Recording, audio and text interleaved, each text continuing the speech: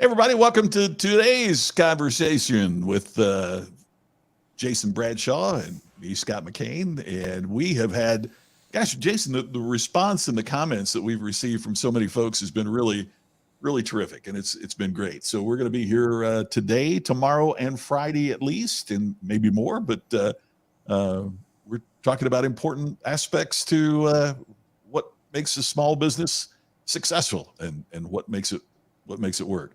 How you doing today? Early in the morning at Gold Coast. It's 7 a.m. Like it is every morning when we're on live together. But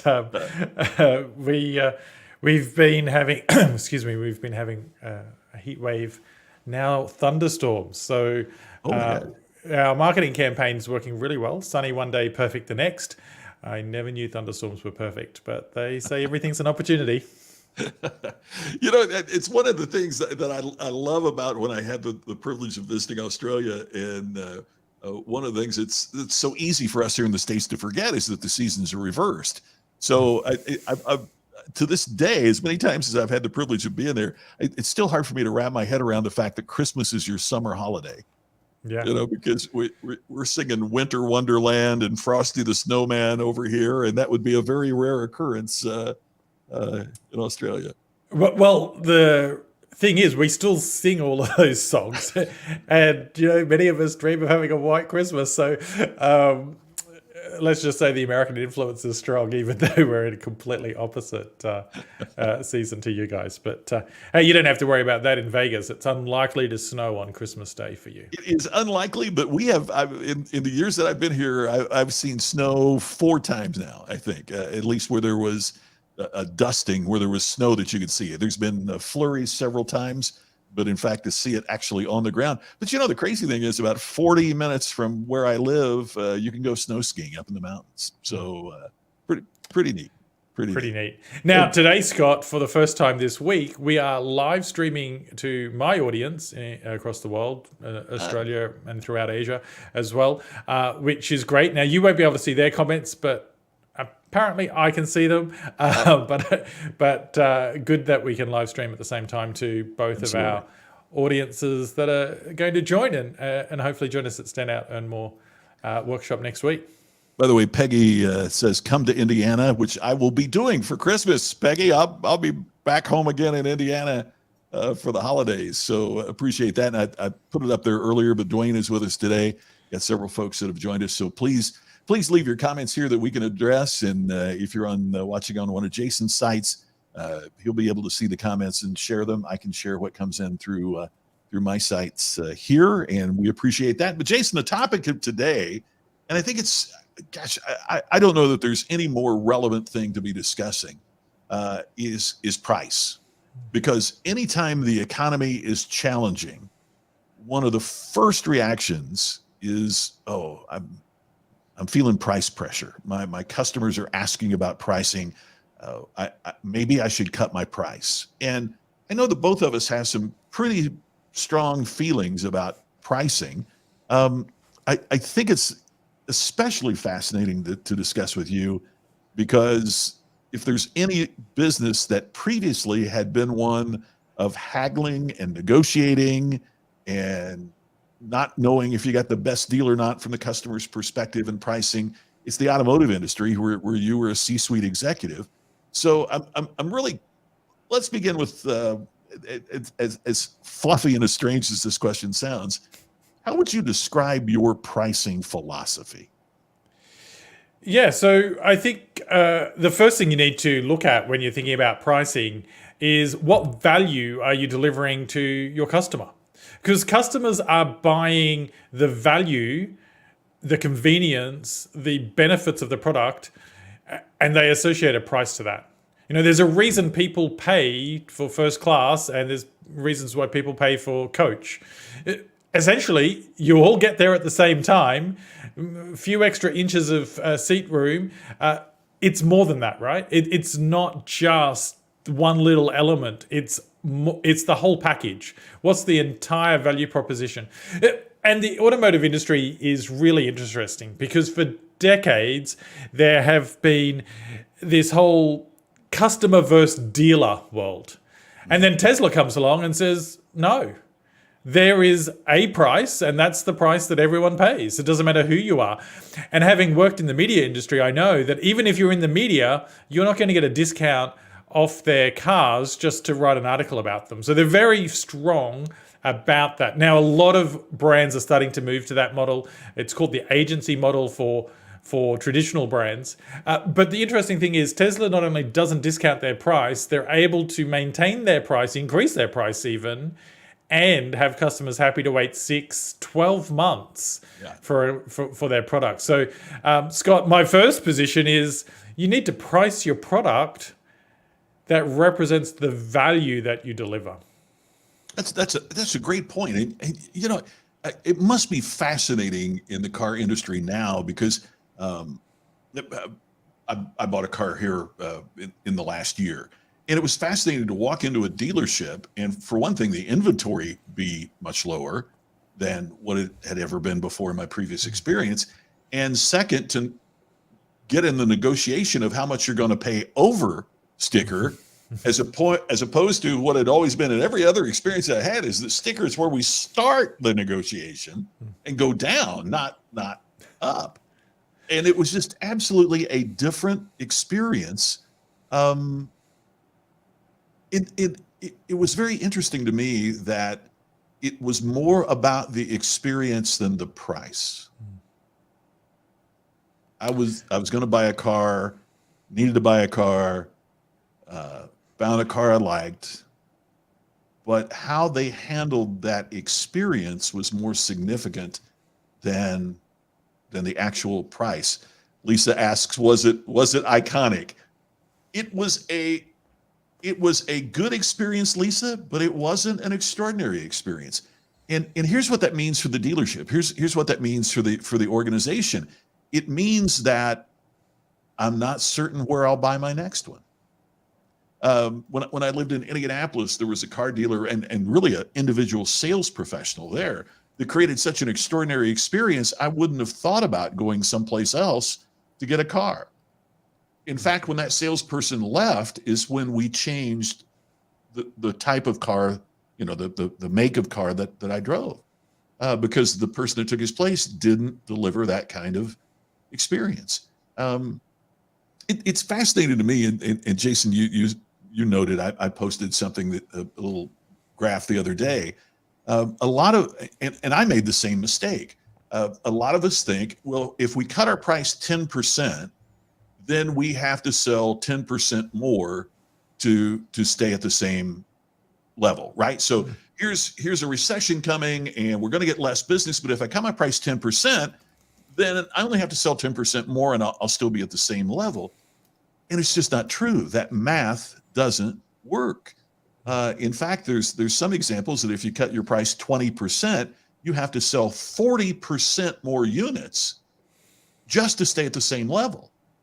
So it's an enormous question to ask is, if I cut my price, in this example, if I cut my price 20%, can I sell 40% more units than what I'm currently selling? And Lisa has it absolutely right. The experience was disappointing, and that means opportunity for the competition, right? I mean, and that's something that businesses should be taking advantage of as well, right? Scott, interesting you say, you discount by 20%, need to sell 40% more to make the same amount of money. The other part of that equation, of course, is that 40% increase in customers the sorts of customers that you want to do business with, the customers that are going to recommend you, that are going to come back and buy from you again. I'm sure that many of us are guilty of this. Black Friday sales come around, Cyber Monday, Cyber Week now, all these different sales come around. There's those big moments throughout the year. I'm sure many of us are guilty of going, oh, at that price, I'm going to buy it. Now, I've bought stuff for phenomenal savings. I couldn't tell you where I bought it from, how to buy it from them again. If I had to go and replace it, I'd just hop on Google, right? So is your pricing strategy, your discounting strategy designed to get you new customers that you want to keep doing business with and that they want to keep doing business with you, which is the ultimate question, right? And, recommend you, remember you.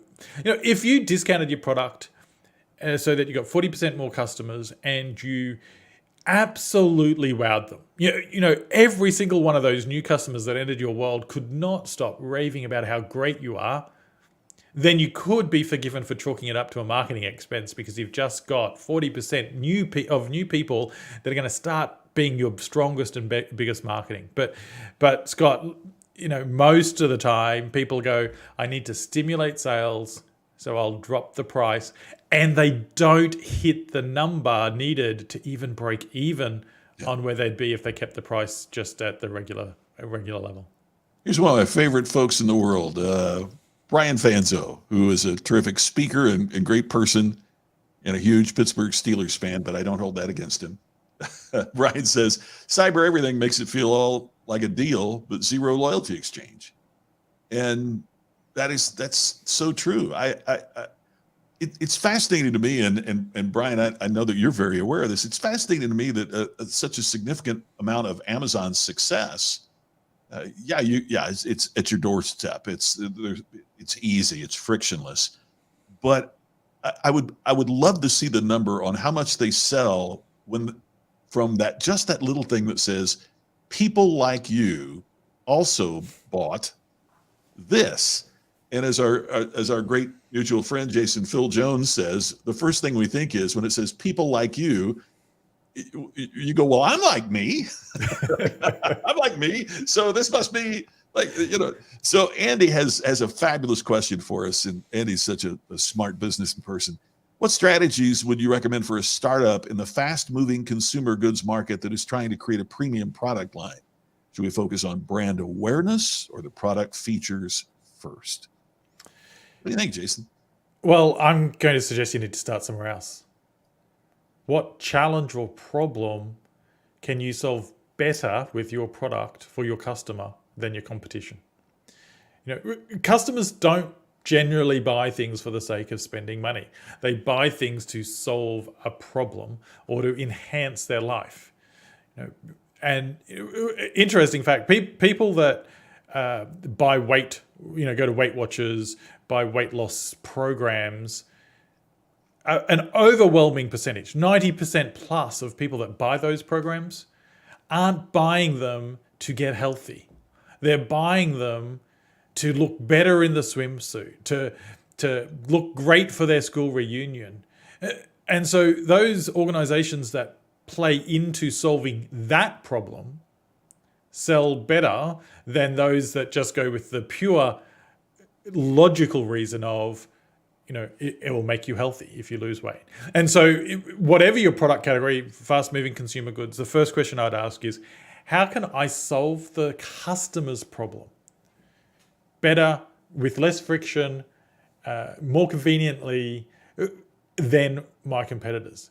And then you have an absolute right to charge a premium. And customers, 70% of customers will pay more for a better experience. But you have to be able to deliver on that, right? And the better experience is the product. It's the ordering, it's the delivery, it's all the elements. It's not just how well you answered the phone or responded to an email. So start with, how can I solve that customer problem? And what does the customer actually desire? I could go on and share an example of that. And I know Andy's product, and Andy does have a product that really solves a customer need. And I think that's one of the challenges is when, this isn't Andy's product, obviously, but I mean, when you spend so much time designing and building and creating a widget, then you want to tell people about the widget, but they don't buy the widget. The old line was always that people don't buy a drill. What they really want's a hole.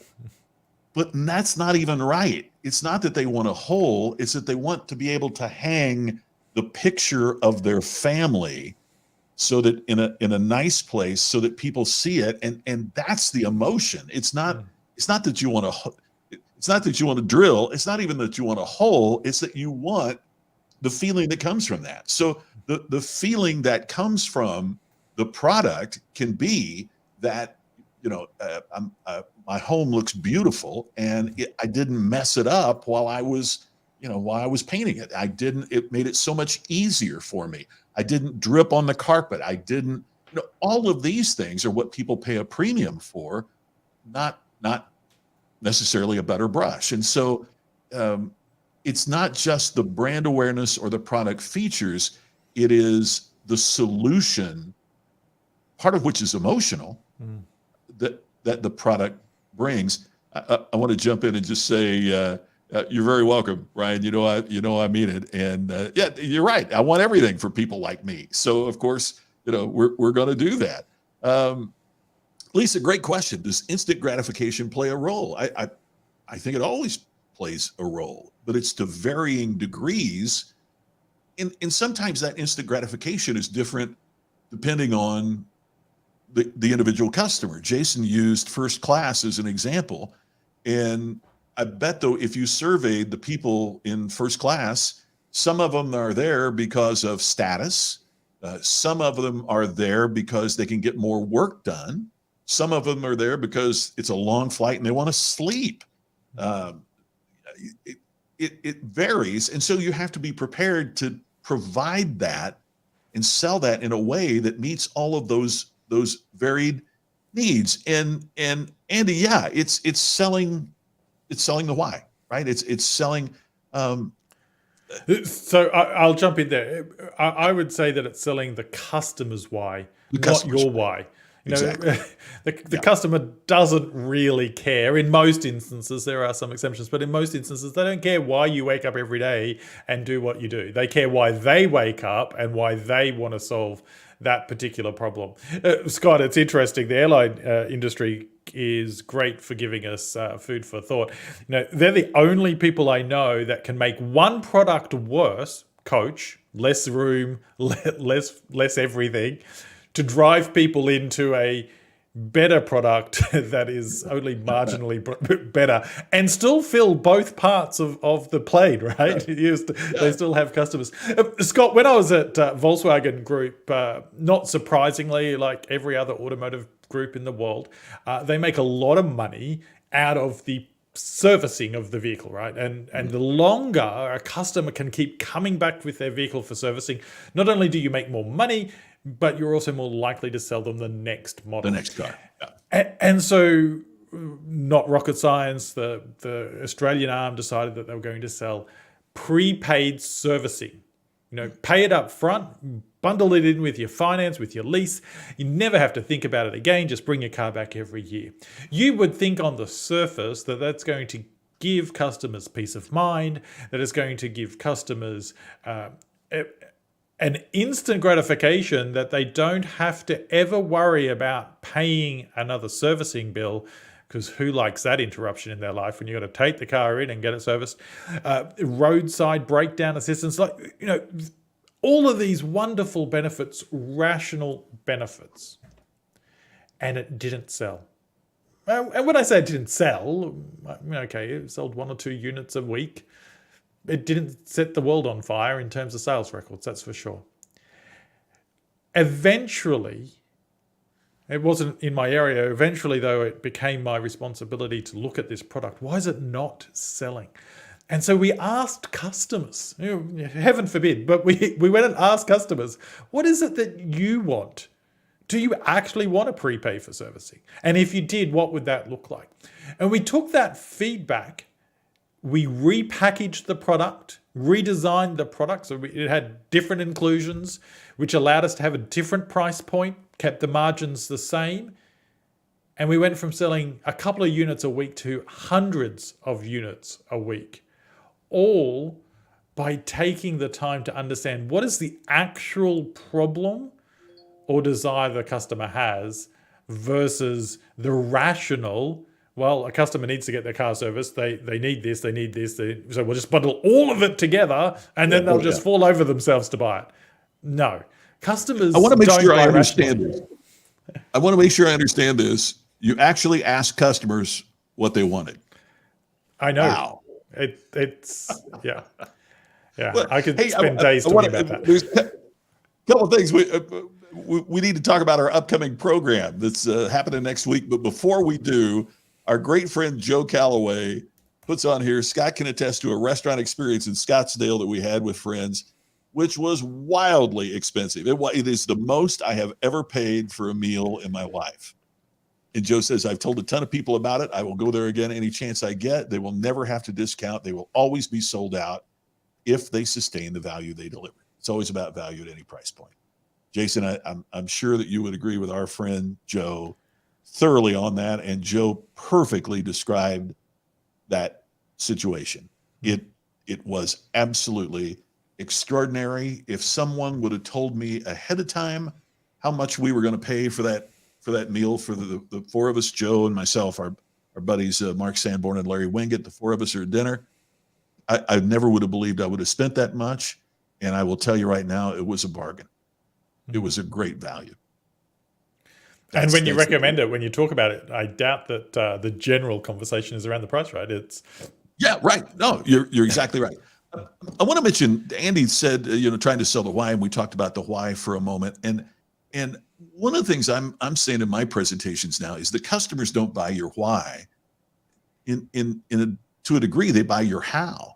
And it's not just how your product works, it's how you deliver the value that they perceive that you're promising. It's how you execute. It's how you treat them. It's how you create the experience for them. And if you don't get the how right, they don't give a damn about your why. I mean, if I took my car to the dealership and, I had to take it back 3 more times because they weren't repairing it properly, I wouldn't say, but it's okay because your why is so extraordinary. No, I'm fix my doggone car. That's all I care about. Hey, I want to make sure we get it because we're a few minutes away from ending this conversation for the day. But I want to make sure that I mention that Jason and I are doing a program next week. Want to tell them more, Jason? The Standout Earn More live online workshop is US Pacific, December 15, 16, and 17 from 1 p.m. Each day to 4. And in Australia, that's December 16, 17, and 18 from 8 a.m. to 11 a.m. Sydney Eastern Daylight Savings Time. And we're going to cover 3 core pillars during the 3 days that we have with you, the 3-hour sessions. You're going to learn how to generate repeat and referral business, which is absolutely essential given the state of the economy at the moment. Globally, everyone's talking about the recession. We're going to help you attract and retain great employees, and that extends to great freelancers, great subcontractors. How do you have people working in your business, on your business, with your customers that actually want to deliver a great result?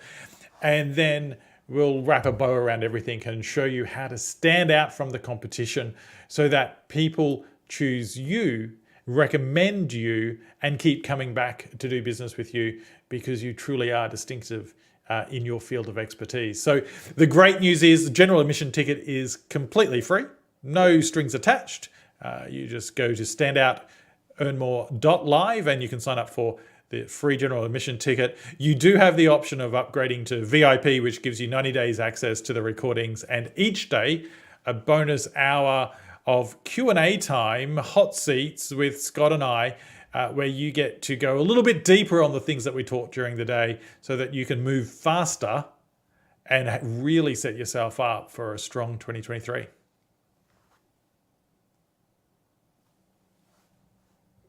If I wasn't on the program, I'd be signing up for it. After hearing all that, Jason, that was perfect. So, and as you can see here on the screen, just go to standoutearnmore.live, standoutearnmore.live.